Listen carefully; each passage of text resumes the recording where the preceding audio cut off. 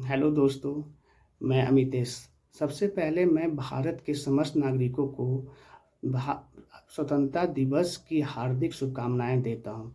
हम लोग यह स्वतंत्रता दिवस 78वां स्वतंत्रता दिवस के रूप में मना रहे हैं और इस काल को एक अमृत काल के रूप में मना रहे हैं। और इसी पे मैं अपना कुछ विचार साझा करना चाहता हूँ कि स्वतंत्रता दिवस हमारे देश के लिए और सिविल सेवा के अभ्यर्थियों के लिए इतना महत्वपूर्ण क्यों है? सबसे पहले मैं बताना चाहता हूँ कि 15 अगस्त 1947 को हमारे देश को औपनिवेशिक शासन से मुक्ति मिली, उसके विचारों से मुक्ति मिली।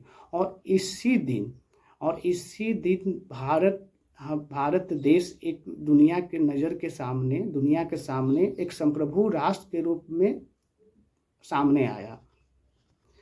यह दिन यह दिन यह दिन न केवल अनगिनत स्वतंत्रता सेनानियों के बलिदानों का याद दिलाता है, बल्कि एक चिंतन के रूप में कार्य करता है। जिम्मेदारियां जो संप्रभुता के साथ आई, सिविल सेवा के परीक्षा के अभ्यर्थियों के लिए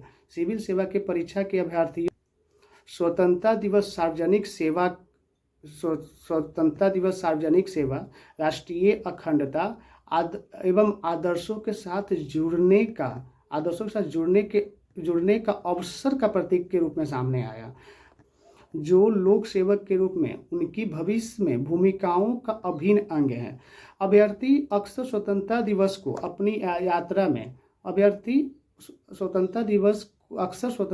को अपनी यात्रा में एक प्रेरक मील का पत्थर मानते हैं।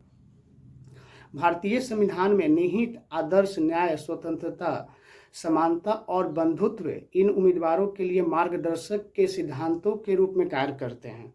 यह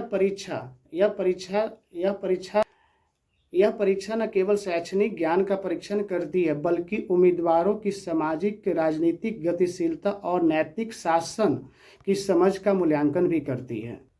मैं वीडियो को ज़्यादा लंबा नहीं करना चाहता हूं, क्योंकि अभी मेरा कुछ इस वीडियो 2-3 वीडियो के बाद मैं बना रहा हूं।